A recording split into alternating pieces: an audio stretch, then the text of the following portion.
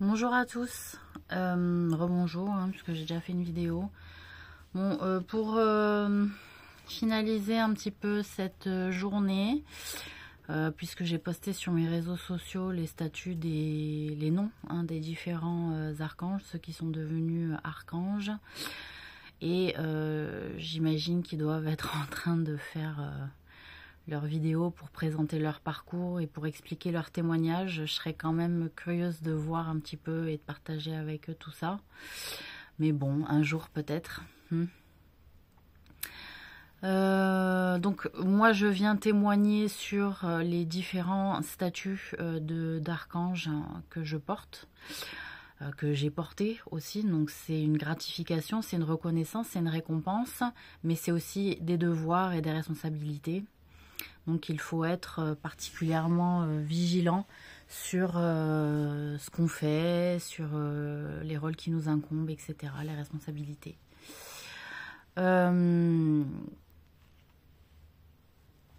Qu'est-ce que je voulais dire? Voilà, donc effectivement, je suis devenue archange des animaux par le fait que je les ai défendus très longtemps en forêt. J'en avais déjà fait allusion à un moment donné dans certaines de mes vidéos où j'ai vécu pas mal dans la forêt. J'ai survécu plusieurs vies dans la forêt. De fait, j'ai une bonne capacité à prendre soin d'eux, à leur porter attention, même si j'ai pas d'animaux à la maison. En vrai, je les préfère en liberté et heureux dans leur milieu naturel. Bien que je me sois déjà occupée de chats aussi et de chiens. Mais voilà, je préfère toujours les voir en extérieur quand j'ai pas de quoi accueillir. C'est toujours pour moi un crève-cœur de m'en occuper. Puis c'est devenu un coût très supérieur. Bon, voilà. Qu'est-ce que je voulais dire? Donc, de fait, ça a été, on peut communiquer avec les animaux quand on passe un certain stade. Et de fait, c'est eux qui m'en avaient fait la demande parce qu'ils n'avaient pas de protecteur. Et de fait, je leur ai dit, pas de souci, moi ça me ferait plaisir de vous représenter, de vous porter, sachant que je connais la mentalité animale, j'ai eu de bon nombre de rapports avec eux et je les ai observés aussi dans leur habitat, dans leur milieu naturel. Voilà, il y a une confiance commune, ils me font confiance, ils m'ont fait confiance. J'ai passé moult épreuves auprès de leur être, ce sont des êtres vivants, et ils m'ont testé un bon nombre de fois aussi. Donc voilà, peut-être aussi que j'ai été, qui m'ont marqué par leur reconnaissance, par un bon instinct, une bonne intuition aussi, ce qui est possible. Qu'est-ce que je voulais dire aussi? Donc voilà, je les remercie pour leur confiance. J'espère que je saurai me montrer à la hauteur de ça. Ensuite, donc Archange des étoiles, donc ça c'était du fait, c'est ancien, mais j'ai pas perdu mon statut apparemment. C'était un fait ancien du fait que j'avais traversé les ciels étoilés sur le cheval Pégase et que je m'étais battue aussi lors de la guerre pour sauver les étoiles. Notamment aussi pendant la guerre des Titans. Donc je m'étais inquiétée du sort des étoiles. De fait, j'étais apparue comme protectrice des étoiles et donc on m'avait titularisée archange des étoiles. J'ai été aussi de fait mariée un bref instant au roi de l'Atlantide à l'époque avec ce statut-là d'archange des étoiles à l'époque.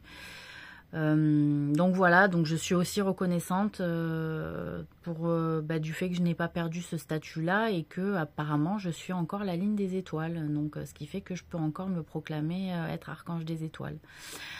Même si ça fait longtemps que j'ai pas fait de tour dans l'espace en courant ou en tombant ou en étant sur mon cheval Pégase. Voilà, et qu'est-ce que je voulais dire d'autre? Donc archange de l'eau. Alors archange de l'eau, effectivement, c'était l'archange Gabriel qui m'avait dit tu porteras pour moi cette capacité-là. Sauf que au final, c'est moi qui l'ai porté. Les tours de portage d'eau, hein, quand on vivait avec Abraham, avec Moïse, c'est quand même moi à qui on me les passait le plus. Donc de fait, je crois que il a compris que bon, il est reconnaissant aussi que je lui avais rendu, mais en gros, je suis quand même celle qui est le mieux représentée l'eau. Je suis toujours celle encore qui boit l'eau au robinet. Hein. Voilà, je me bats pour qu'elle soit consommable et potable quand elle arrive dans les maisons. Je m'acharne vraiment à essayer de ne pas acheter de l'eau en bouteille parce que c'est un casse-tête et je crois qu'il faut revenir à une bonne eau du robinet pour avoir de bonnes nappes phréatiques et de bonnes sources d'eau pure. Donc il faut travailler notre capacité à œuvrer dans l'environnement de manière à ce que notre nourriture et notre eau, à minima, soient bonnes pour nous et plein de minéraux et de vitamines. Voilà, donc puis bon, je suis toujours celle qui a besoin d'eau, qui boit de l'eau. J'ai réussi à faire passer l'eau à l'international. J'ai envie de dire, même dans les cafés maintenant, on boit de l'eau. Je crois qu'on doit penser à moi. Donc bon, c'était logique que ça me revienne. Donc archange de l'eau, voilà, protectrice aussi de l'eau, du fait que j'en ai toujours consommé. Et que je me suis toujours évertuée à pas en acheter, en tout cas quand j'en consomme à la maison, et à boire aussi de l'eau en carafe quand je suis notamment au restaurant, même si de temps en temps ça m'arrive d'acheter de l'eau en bouteille. Voilà, je tiens à ce que l'eau ça reste un droit public et qu'elle soit bonne à boire pour tout le monde, parce que les maladies dans l'eau, c'est une véritable c'est de véritables comment on appelle ça, enfin ce sont des maladies extrêmement graves, virales, des épidémies monstrueuses. Donc quand l'eau elle est pas bonne, c'est une catastrophe pour nous hein, en tant que créature vivante, hein, animale ou végétale ou humaine, hein, voilà. Et puis, quand on sait maintenant que l'Atlantide, ça existe, qu'il y a vraiment des gens qui vivent sous l'eau, etc., ils nous remercient quand même qu'on dégueulasse pas leur habitat, hein, voilà. Et que ce soit pour n'importe quelle créature qui ne peuvent pas s'exprimer forcément dans notre langage. Enfin, ceci dit, quand on leur porte attention, on se rend compte que si, hein, c'est juste un langage différent, en fait, hein, voilà. Et puis donc pour terminer, archange de la mort, effectivement j'étais destinée à reprendre le flambeau depuis longtemps, depuis que on m'avait ouvert la voie de la mort. Et effectivement si je peux dire un mot là-dessus sur le fait de mourir, cela reste un voyage, cela reste un temps, cela reste des destinations. Et en réalité, nous avons la capacité en tant qu'âme éthérique hein, à se déplacer et donc à pouvoir passer de corps en corps. Tout dépend vos destins, tout dépend vos œuvres aussi qui prédestinent un peu l'atterrissage hein, de vos âmes. En réalité, moi je sais que j'ai toujours fait face à mes mises à mort de manière en colère, mais résignée. Hein. Résignée au départ parce que je me suis dit, voilà, c'est la voie de la mort, donc c'est mon destin. Donc je pouvais le faire avec calme, je pouvais le faire avec patience. Hein. Mais après, quand ça dépassait les limites, j'étais en colère. Et donc cela m'a rendue de plus en plus triste. Hein, en réalité, je me suis dit quelle est l'issue de cette voie. Sachant que de toutes les tortures que j'ai vécues jusque-là, en réalité, je me suis rendu compte que c'était pas forcément en lien avec cette voie. Et d'ailleurs, avec le temps, je me souvenais même plus que j'avais pris la voie de la mort. Vous voyez, à force d'œuvrer, à force d'attendre une issue, une délivrance en fait. Hein. Donc toutes les personnes qui vieilles ou malades ou moins vieilles qui seront confrontées à la maladie, à la mort. En réalité, il faut le prendre avec beaucoup de méditation, avec beaucoup de calme. C'est ce que je préconise, beaucoup de calme et faire ce qu'on appelle des invocations avant et être sûr essayer d'être le plus possible droit dans ses bottes avant que l'heure n'arrive. En réalité, c'est-à-dire, j'ai envie de dire, faire du nettoyage un petit peu karmique avant le départ, parce que sinon, on ne part pas serein. Quand on n'a rien à se reprocher, la mort est fatale, c'est une fatalité, donc quelque part, on ne... Comment vous dire ? Quand on n'a rien à se reprocher, il y a une acceptation résignée de ce qui est en train de se passer, mais on sait que on n'a pas fait de mal, on va se présenter, ce qui va nous arriver, c'est ce qui nous est destiné dans le bon sens en fait. Donc on va acquérir de l'expérience qui va nous porter.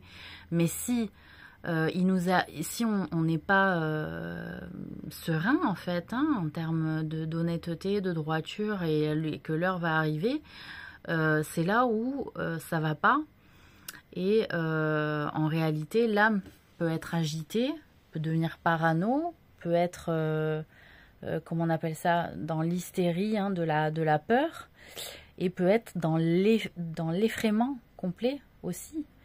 Et de fait d'être effrayé, on peut voir des choses arriver malheureusement avant qu'elles ne se produisent, c'est-à-dire on peut être à ce moment-là aussi victime d'hallucinations et voir des choses qui nous attaquent, etc. Et ça, tout dépend des œuvres en réalité qui ont été produites en fait par votre personne. Et au fil des âges. Là, le résultat des archanges, c'est le résultat qui est analysé au cours de toutes les vies. Pas de juste des 40 dernières années, mais de toutes les vies, du parcours de vie de chacun.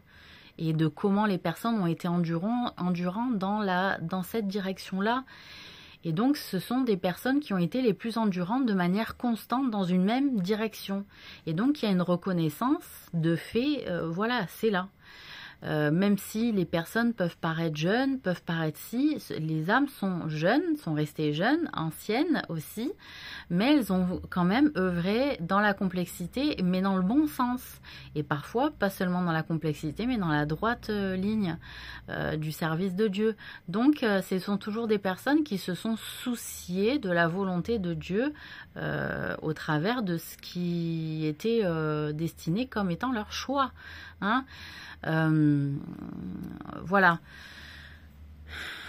Et de fait, moi qui vous le savez, je vous l'ai raconté dans quelques vidéos aussi, j'ai vécu à des moments, j'ai survécu à des moments dans la forêt, mais j'ai survécu aussi à des moments dans les cimetières, puisque ce sont des lieux quand même où on est relativement plus protégé par rapport à quand on est obligé de dormir dehors, en fait, qu'on n'est pas accueilli quelque part. Et je peux vous dire, je le jure sur Dieu, que j'ai vu des âmes dans les cimetières, donc c'est-à-dire qui étaient dans des tombes, se faire voler, être arrachées par ce qu'on appelle des âmes fantômes, mais qui vont la torturer, mais dans des lieux du monde invisible. Le problème, c'est que quand on ne s'attache pas à une forme de monde invisible, mais qu'on a l'impression qu'on est en droit de pouvoir les manipuler, etc., dans la manière, et là je parle de rituels, de sacrifices, de sorcellerie, etc., je veux dire, à un moment donné, il peut quand même être observé, qu'il va y avoir une punition aussi de la part du monde invisible, puisque les gens jouent avec l'invisible aussi. Donc, c'est pas qui tout double en fait. C'est ce qui est fait sera payé à un moment donné, que ce soit, je vous l'ai toujours dit, dans le monde visible ou invisible. hein, et que moi qui ai une capacité à parfois voir aussi ce qui est invisible, hein, Dieu m'en a laissé l'opportunité à certains moments dans ma vie, je peux vous dire que j'ai vu des cavaliers fantômes arracher les âmes dans les cimetières pour venir les chercher et les faire souffrir.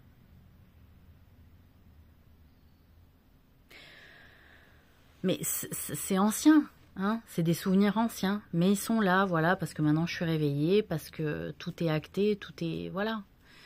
Mais c'est des témoignages, c'est ce type de témoignage, il faut extrêmement le prendre au sérieux. Donc en tant que archange de la mort, je peux pas complètement, j'arrive pas complètement à être fière de cette fonction, même si ça peut en faire rêver beaucoup. En réalité, c'est un coût très cher de porter la mort. Au départ, Dieu, en réalité, ne l'avait pas créé. Hein, il avait créé un monde sans mort, voilà.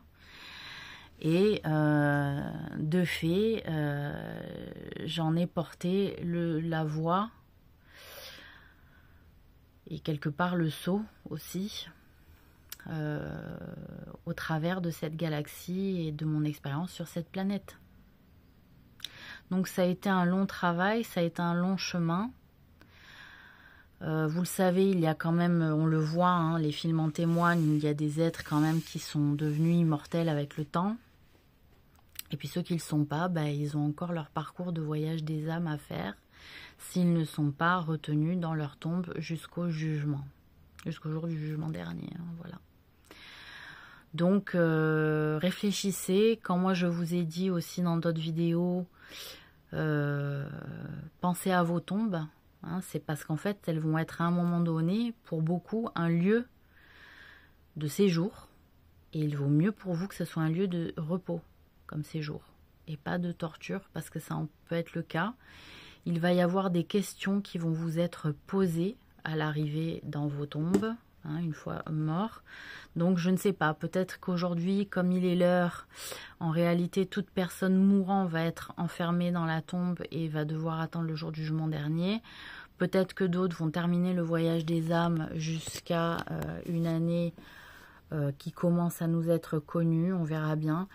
Mais voilà, hein, en réalité, je pense qu'il faut prendre les choses malgré tout, peu importe ce qu'on a fait, peu importe ce qu'on a fait comme mauvais choix. Il faut prendre les choses avec calme pour ne pas plus faire de mauvais choix. Voilà, ça c'est le conseil que je vous donne. N'aggravez pas votre cas et essayez de vous alléger.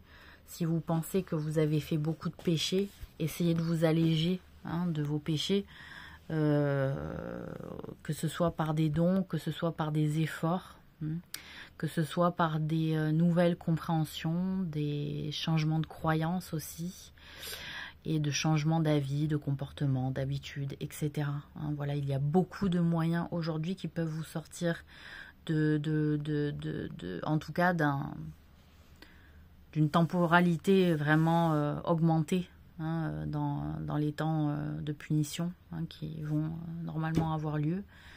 Donc voilà, parce que beaucoup de personnes ont été punies sans qu'elles en aient fait le moindre mal. Donc il y a une justice et que pour cette justice soit effective, il faut que le mal soit retourné à l'envoyeur. Alors on verra si c'est éternel, si ça va annihiler définitivement les esprits ou si le temps fait, il pourra revenir vers nous. Voilà, donc c'est un dur travail. Archange de la mort, ça pète, hein, je sais, hein, il y a un côté oh, waouh, ça pète. Mais en réalité, c'est un crève-cœur. Voilà, c'est un crève-cœur. Bon, je me dis, j'ai pas fait tout ça pour rien, j'ai pas subi tout ça pour rien aussi. Donc, il y a une récompense, il y a une reconnaissance en tout cas. Mais c'est un crève-cœur parce que c'est pas ce que je souhaitais. Voilà, c'est pas ce que je souhaitais. Il y a beaucoup de gens qui ont souhaité que je disparaisse. Et moi, j'ai jamais souhaité que des personnes disparaissent en fait ou souffrent. Donc, voilà.